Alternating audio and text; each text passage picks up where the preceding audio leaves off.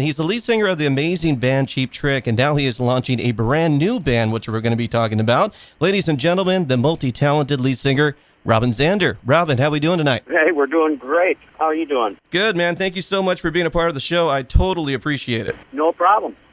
First live interview on the radio, I think, that I've been doing for the RZB band. Oh, really? Oh, cool. And I can't wait to see you guys play at the Coach House on Friday night. That's going to be an amazing show. And let's kind of back up a little bit, Robin. I know you're the fourth of five children from Wisconsin. And which musicians really influenced you to come up with the idea that you wanted music to become such a huge part of your life? Well, it started, of course, back in the early 60s with the British invasion. And I guess it had a lot to do with being 10 years old and sitting around watching our president get assassinated and the beginnings of the Vietnam experience and all that.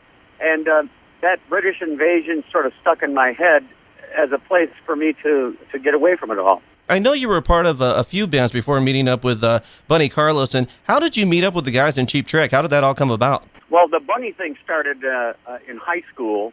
I, of course, was interested in what bands were around town, as I was in various bands in junior high and high school. And so I would go to we had this place that's called Sherwood Lodge in Rockford, Illinois, and that's where I was living. And there was a battle of the bands there, like every weekend. And so I would go see these bands, and Tom had a band called the Boll Weevils, and Bunny had a band called the Pagans, and Rick had a band called the Grim Reapers. And, of course, I would go there and then, see the guys and stuff. And eventually I got to meet Bunny, and Bunny and I put together various bands and played at various high schools around town.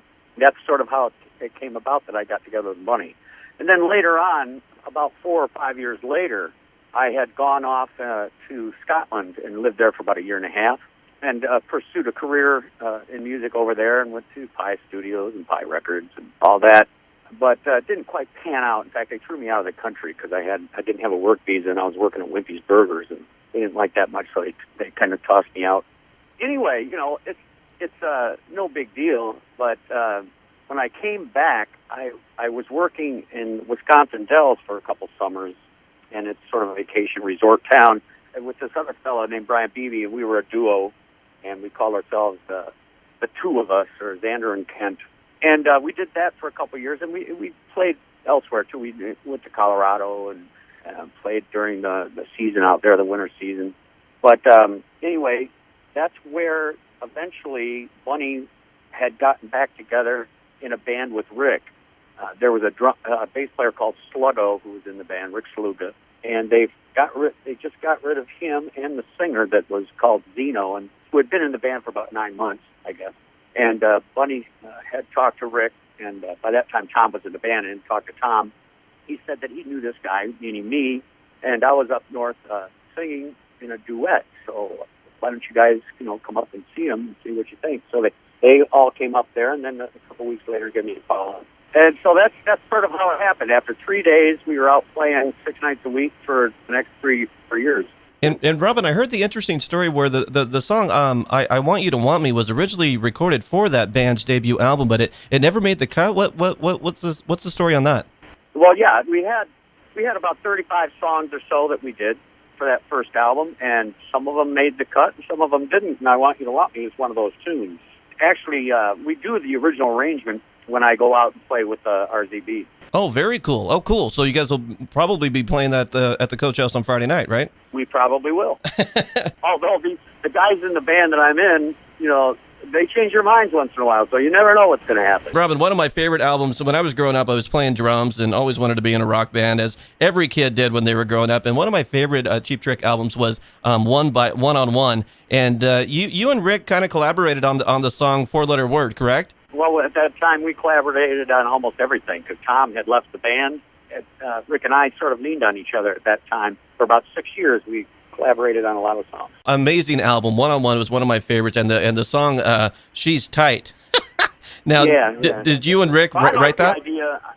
I like the idea of collaboration, and I don't. It's a lonely world writing songs by yourself, Mm-hmm. And that's what we are doing right now for Cheap Trick and for the RZB band. We're writing. Our band, when we go out, the RZB band, we go out during the times that Cheap Trick isn't busy. We go out and we play classic rock, stuff that everybody knows that is heard on the radio. But we mostly try to do some deep cuts or cuts that you normally wouldn't hear a band be playing. Mm-hmm.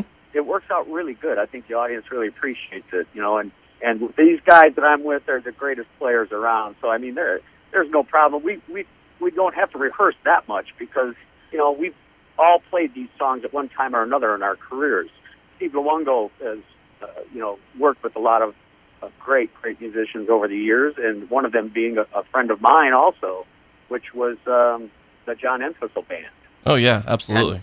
And so I had not a heavy relationship with John, but I knew him, and the Who were one of my favorite bands of all time, and so it was pretty easy to put together songs, Mm-hmm. as well as things like Badfinger and Led Zeppelin and things like that, and we do some Beatles stuff, and we do some Lennon stuff. Mm-hmm. We do some original songs.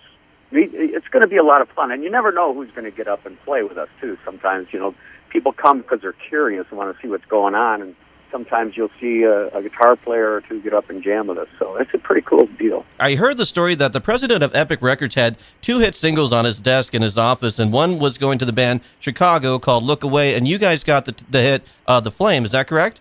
I don't remember that story. I don't remember that much about that, but I do remember when we got the cassette from the record company that Rick heard it and threw it on the floor and crushed it. Really? Because it was so different than all the other stuff you guys have put out, right? I'm not really sure what it was, but I went in with Buddy and recorded it myself first, and then and pretty much tried to convince the other guys that it was okay to do because we had to make it our own. You should have heard that cassette version, Right. Now I hear you. And in 1993, Robin, you released your first self-titled solo album, Robin Zander, and always loved the track on that album, I've Always Got You. Yeah, that's a great song, and I'm really proud of that record. It meant a lot to me, and I got to call a lot of my friends up to be on the record, like Fleetwood Mac and Tom Petty's band and people that I've known over the years. It was really a lot of fun to make. Very cool. And Robin, tell me once again about this amazing new band that you have, the Robin Zander Band. Tell me about it. Well, Mark Hitt is a guitar player, extraordinary guitar player.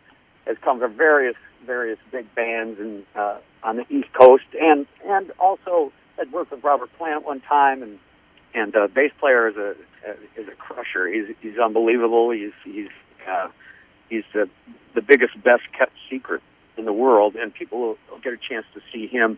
And of course, Steve, speaks for himself. He's a fairly popular musician around the world, and just come and see us play. You'll see it's more about just having a blast, and you'll see that that's exactly what we do when we're up there. It's just really having a blast, and trying to give the audience something. They pay good money to come and see a group, so we have to be on our toes and be as good as we possibly can. Absolutely, and I'm sure you guys will put on another fantastic show this Friday night, December 13th. The Robin Zander Band is going to be performing live at the Coach House in San Juan Capistrano. For more information on the Robin Zander Band, go to robinzanderband.com. Mr. Robin Zander, thank you so very much for being a part of the 80s experience tonight. I really appreciate it. All right, man. You take care.